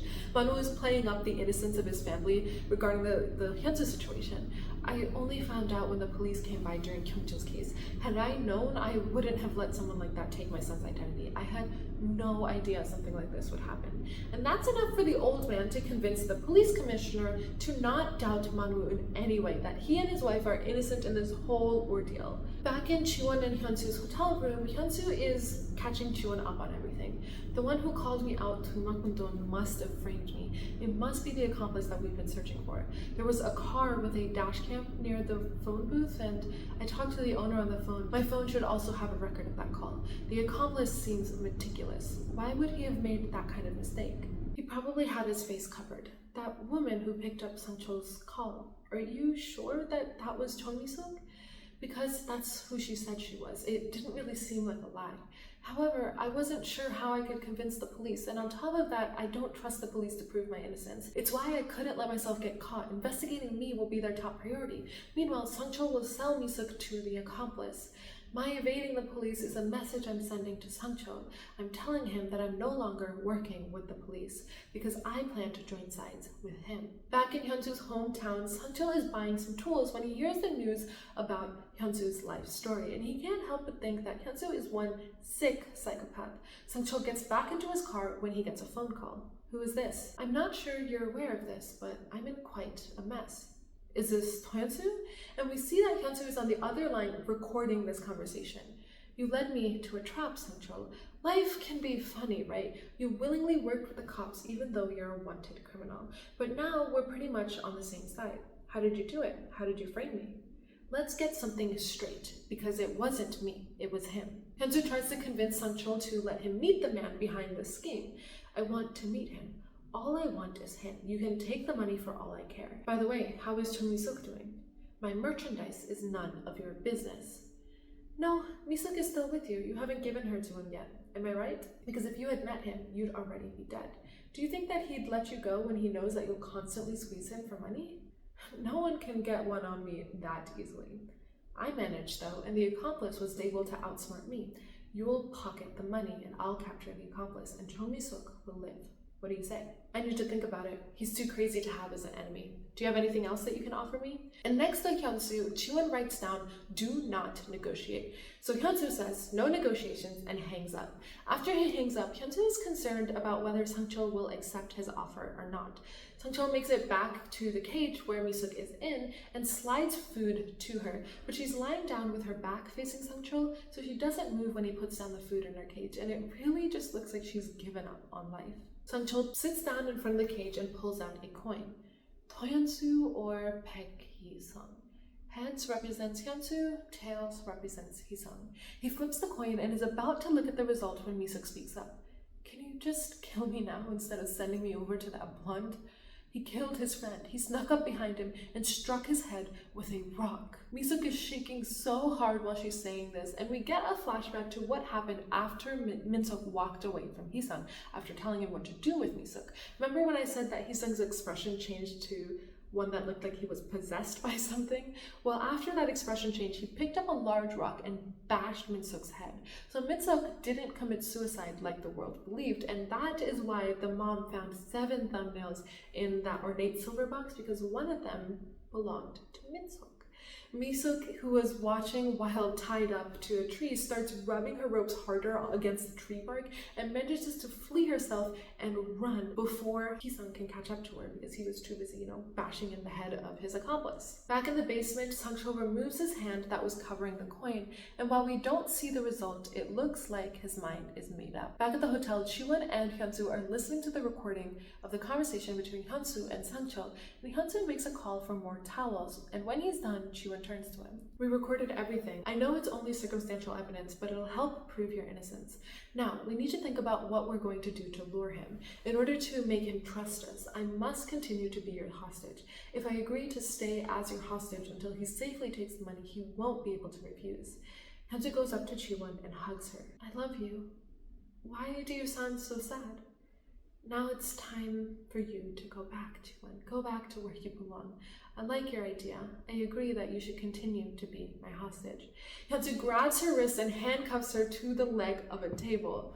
Tell them I brought you here against your will. I need to work with a scumbag like Sang-cheol, and I can't let you get involved no matter what happens. I know you will do your best to reveal the truth as a cop, so don't even think about following me. He turns around and starts walking away when Chae-Won yells, if you leave, I won't see you again. I'll never see you again, so please don't go. Don't leave me here by myself. He turns back around, gives her a kiss, and says, I'll be back. We'll see each other again. Don't say goodbye to me with such a sad face. Just wish me luck. She tells him to be careful, and Hyun-soo grabs his bag and leaves. And as he's walking away, you see the hotel worker heading to the room in order to deliver the towels. So he made sure that she was found as soon as possible. He goes to a payphone and calls Sang-chul. Have you decided whom to side with? Hey, let's get something straight. You're siding with me. Where should I meet you? Back at Moojin's, Hae-soo is angrily walking out of his apartment while Moojin is trying to hold on to her. Hae-soo, you can't just leave like this. You're telling me to distance myself from Hyun-soo. How could you expect me to do that? Hae-soo, all the evidence is saying that he killed Sun-young. I just didn't want you to get misunderstood by saying that you're protecting him. I did it for you. There's no proof that the guy who called was the accomplice. I know Hyun-soo said that his voice sounded familiar, but that's just his assumption. Hyun-soo had a motive for the murder, and the cops have proof. Even if we think that he's innocent, there's no way to convince the public right now. Why do you always turn into a coward just when I need you the most? And she turns around and gets into the elevator and leaves. Woojin stands there for a bit before turning back, running back into his apartment and grabbing his car keys. He gets into the elevator, and then he's about to go down and the elevator doors start to close, but before the doors can completely close, a hand comes out to stop them. The police holds up his badge and says, "We've confirmed that you've helped Hyun-soo hide his identity. Please come with us." Meanwhile, Chae-Won is out on the streets arguing with an officer that she's completely fine. Hyun-soo didn't even hurt one single hair on her head. When Woo-chul comes up to her, she convinces him that they need to check Sun-young's case from the beginning. So the Beck household's maid's case all over again. She plays the recording of Hyun-soo and Sang-chul's conversation to Woo-chul, Sang-pil, the chief, and the police commissioner, and they decide to keep Chae-Won's return a secret because if the media gets a whiff of this and then they start spreading news about her return, things might get leaked and the accomplice would find out what was happening. After that, they disperse. Back at the Beck mansion, Han-woo opens up a briefcase and it is filled with cash. Why are you giving in to Sang-chul's commands, Hee-sung? I should give him what he asked for if you want him to leave Korea. Is that really all? What other reason would I have? And the mom furtively adds, I'm positive that he won't stop asking for money. And this is when the dad gets a call from the police commissioner. The commissioner tells the dad that Detective Cha has returned, and the dad immediately turns around and tells Hee-sung. Chae-Won was found locked in a motel room. They lost Hyun-soo. And how does she look? She's perfectly fine. She wasn't hurt at all, but anyway, Chae-Won is asserting that Hyun-soo didn't kill Sun-young. Why? Based on what evidence? Did she find out about something? Meanwhile, Hae-soo has made her way back to her rooftop apartment with her suitcase, and she freezes when she sees someone in a completely black outfit standing in front of her door. Who are you? The man turns around and tries to run, but Hae-soo grabs onto him. He pushes her out of the way, and in the struggle, the sleeve of her shirt rips a little bit, and she falls onto the floor. But she quickly picks herself up and chases after him. But she doesn't have to run for too long because Detective Choi and Ho-jun, who were waiting downstairs, tackle the man. Do-hyun-soo, you're under arrest for the murder of Park Sun-young. Ho-jun is rejoicing about how it paid off, stalking out in front of Hae-soo's place, when Hae-soo comes running up behind them, shouting, "You can't lose him, he's the accomplice!" They rip off the mask of the man, and it's a reporter. He's the same reporter that was stalking Hae-soo all those episodes ago, and they bring the reporter and Hae-soo to the police station. And at the station, Chae-Won is making amends with Woo-chul. Sir, you're very disappointed in me, aren't you? I really have no excuse, since it's true that I deceived the team. I don't have the luxury to be disappointed, Chae-Won. I was too busy worrying about you. And that is when Detective Choi and Hae-soo burst into the station. Chae-Won takes one look at Hae-soo's ripped shirt and rushes over, taking off her blazer, and she places it on Hae-soo's shoulder, asking what happened.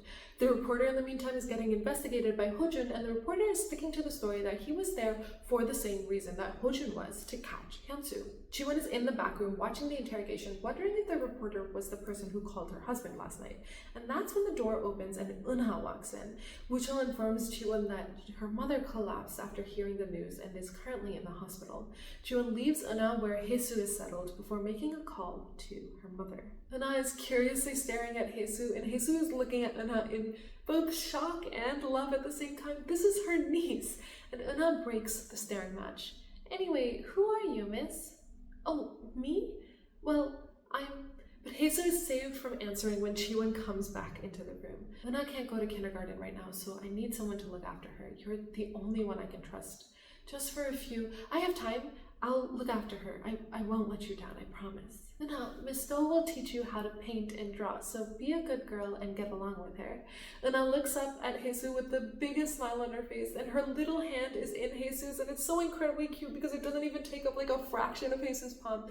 In case you can't tell, I really love little kids, so I'm a big Una stan through this whole thing. Chae-Won looks at Jesus again and tells her that she'll get Hyun-soo back no matter what. And that's when little Una asks about her dad, and Chae-Won tells her the same thing. Her dad made a promise to come back to them, and he will keep it. Jesus tries to hand Chae-Won's jacket back to her, but Chae-Won stops her. Take it with you. Once things are back to normal, we'll invite you over and you can give it to me then. Hyun-soo, in the meantime, is on a bus heading to wherever Sang-chul asks to meet him, and he's staring out of the window when he hears a voice. His father's voice. Why not just disappear? Pretending to be like Chae-Won won't make you a detective. It's not until we face the choice that we finally get to see who we really are. Back with Jesus, she and Una are in the taxi, and Una is asleep resting her head on Jesus' shoulder. And Jesus puts her hand into her pocket to pull out her phone, but remember that she's wearing Chae-Won's jacket. So instead of her phone, she finds Chae-Won's police detective ID, the one that's still cracked because the biker ran over it. She puts it back into the pocket, thinking she'll give it to Chae-Won later when she feels her phone ringing. She pulls it out to see Moojin's name lighting up her screen. Jesus, where are you? I came to your place after being questioned by the police, and your suitcase was just rolling around, and you're nowhere in sight. I'm with Ana at the moment. I'm going to gather a few things for her and come back to your place. There's no need to pick me up. Just so you know, the peeping Tom was caught. Really? Who was it?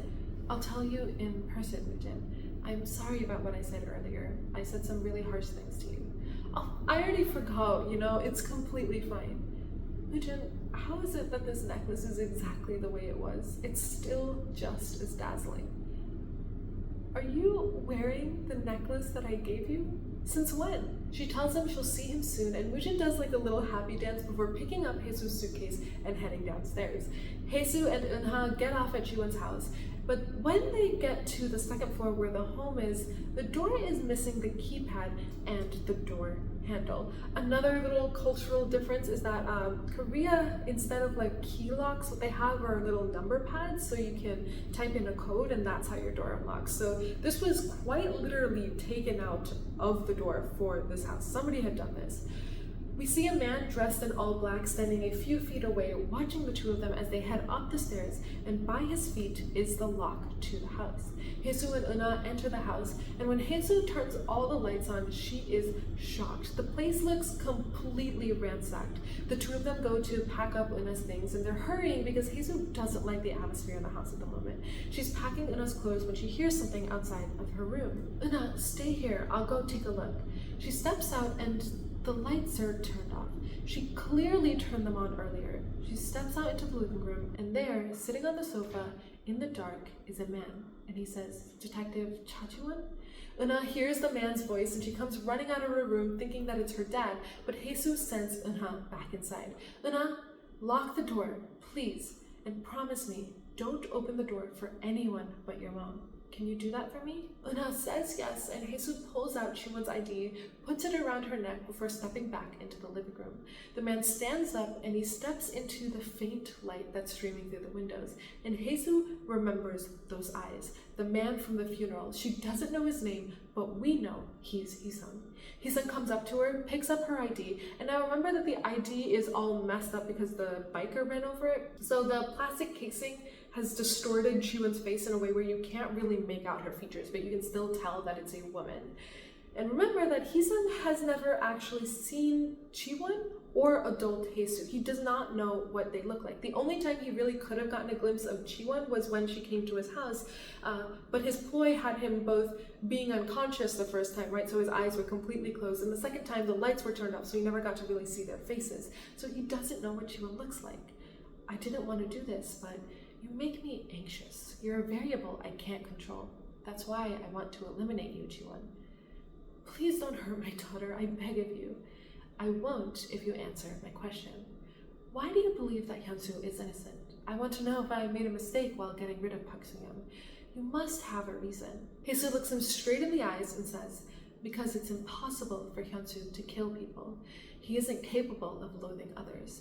And Hee-sung looks enraged as he pulls out a knife and stabs Hae-soo in the stomach. Meanwhile, Chae-Won has finally gotten her hands on the dashcam footage from the lady whose car was parked in front of the payphone, and Hyun-soo has reached the workshop that Mi-suk is being held at with Sang-chul. Hee-soo falls to the ground holding her bleeding stomach, and before Hee-sung fully walks away, he bends down and he cuts Chae-Won's police tag ID off of Hae-soo's neck before walking away. And Hae-soo starts to think about a memory of her, Hyun-soo, and Moojin. Moojin and Hae-soo were playing in the creek, splashing water at each other while Hyun-soo was quietly sitting off to the side reading a book. Hae-soo eggs Hyun-soo on to join them and come help her to win against Moojin, and he joins them, and they spend the time that summer laughing while splashing each other with the water. And that's the last memory she has before her eyes fall closed. And that is where I'm going to stop for this part. It is truly insane the number of crimes the Baek family is actively committing. I think there's like this saying, right? Like, it never stops at just one lie. You need another lie to cover up the lie that you just told if you don't want to be caught. Well, I guess it's the same case with murder. You can never truly stop with just one murder. In order to cover up one murder, you need to commit another one. Anyway, I hope you guys enjoyed this episode, and I will see you all next time for the last and final part of The Flower of Evil. Bye!